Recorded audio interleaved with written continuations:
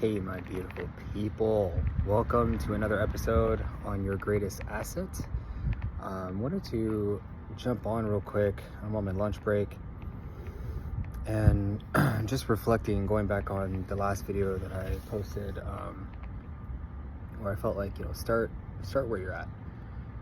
So in that mind frame, I've been procrastinating on this video because this is not how I expected it to be. As I mentioned in my last video, I have so many ideas and things I want to do, and I didn't really expect the channel to go in a direction of vlogging, if you will, or even start where I'm at. So I say all this to say, depression. So basically, depression is something that I've struggled with my entire life. And one of the things of starting this channel was to help people get out of dark pits, to get out of dark places, to pull yourself out, because at the end of the day, you're going to look around and no one is coming to save you. No one is going to pull you out of your hole. No one's going to pull you out of your pit. But I'm thankful that throughout the years, I've had people help me. No one's done it for me, but I have people along the way that would reach their hand out and help. So that was part of the reasons why I wanted to start this channel, was to help people.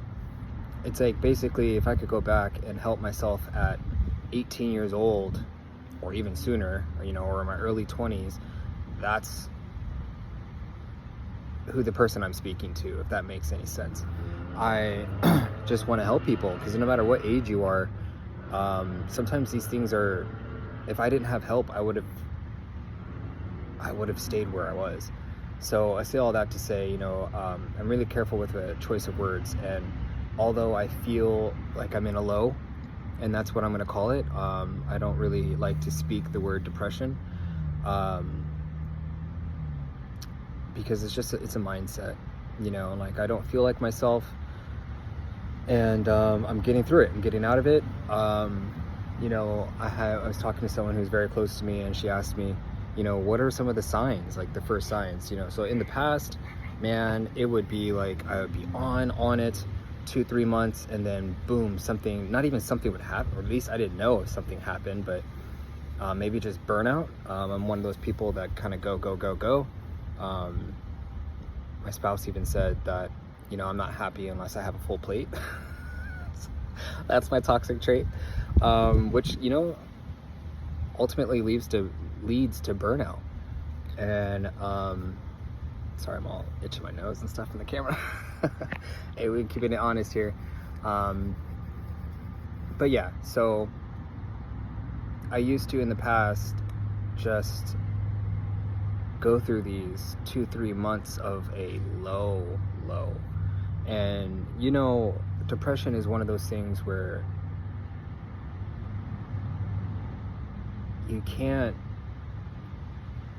So when you're in the pit, if you don't recognize it happening, you just go deeper and deeper and deeper into a pit, deeper into a hole, deeper into a numb feeling, deeper, where all the things that you like and all the people that you love to hang out with, everything just starts to lose its color. Everything starts to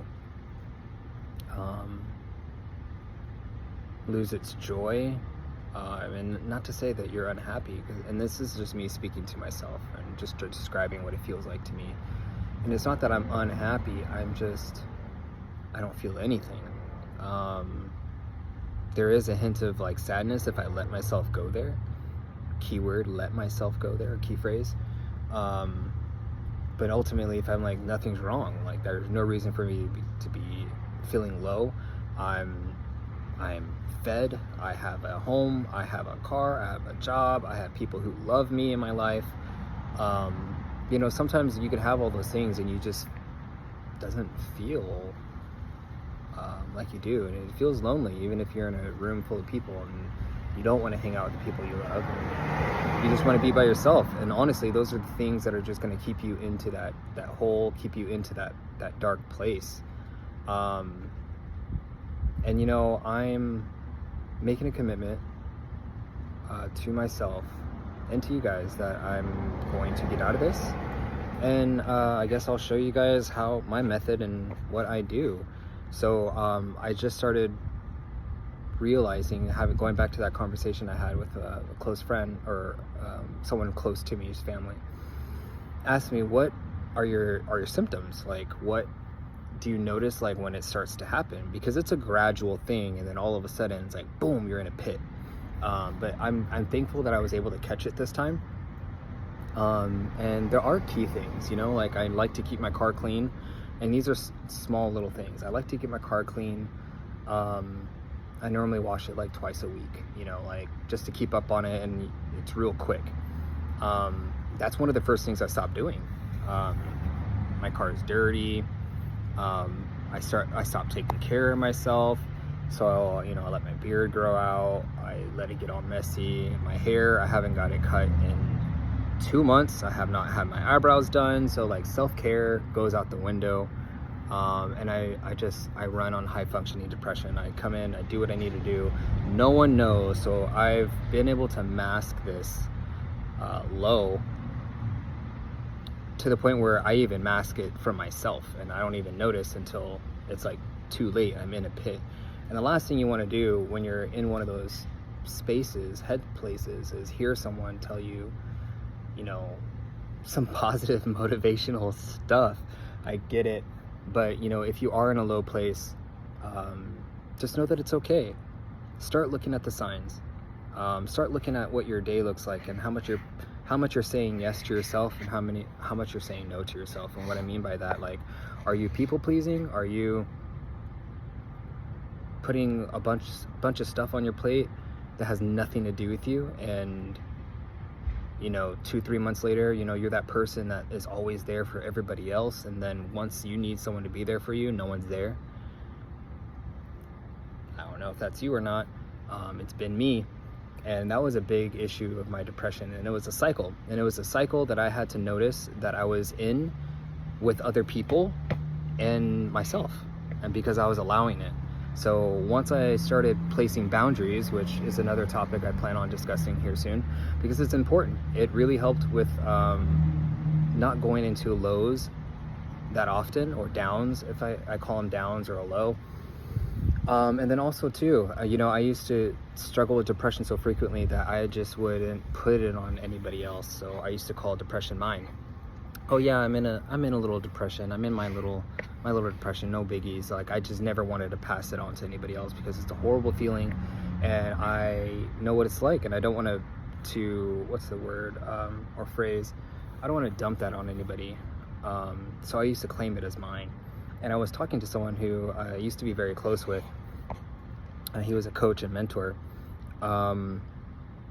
He was like, you know, I noticed that you, like, why are you claiming that? And I was like, what are you talking about? He's like, when you say depression, and you're in a depressive place, why are you claiming it as your own? And I never thought about it like that. And so he's like, you know, that's not yours. That's the enemy's. You know, God did not give you depression. It's not from God. So why are you claiming that it's yours? And ever since then, doesn't mean it like magically went away, but I started recognizing it for what it is. And a lot of the times, my states of depression, you know, I can't speak for anybody else, but for me, my little lows, a lot of the times, 50% of the time, I'd say it's something that I'm messing up on. I'm not setting the proper boundaries. I'm not following through with myself, which is huge.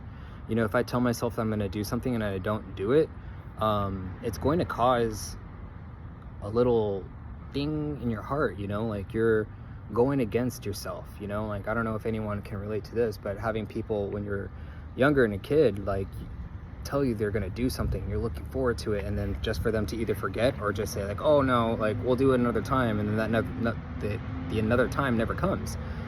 That's what you're doing to yourself. So you're disappointing your inner child. And what I would want to encourage you guys to do is start saying yes to yourself. Start following through on the things that you need to follow through on. And I'm talking to myself now, along with all you guys. I'm going to do my best to be more consistent on here.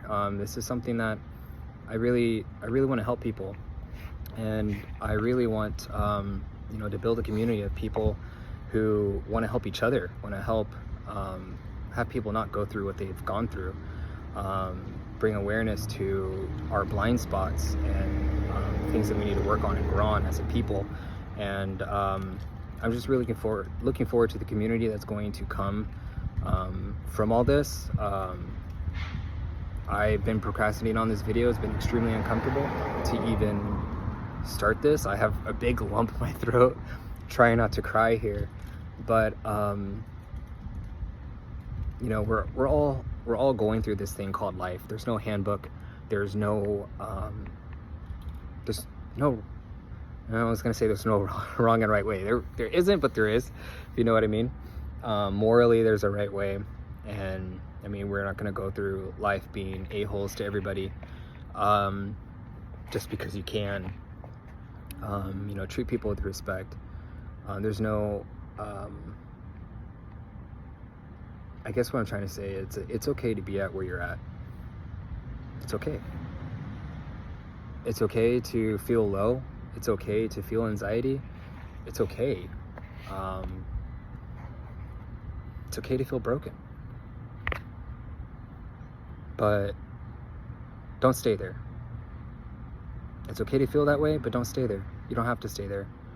And just know that you are enough. You are important.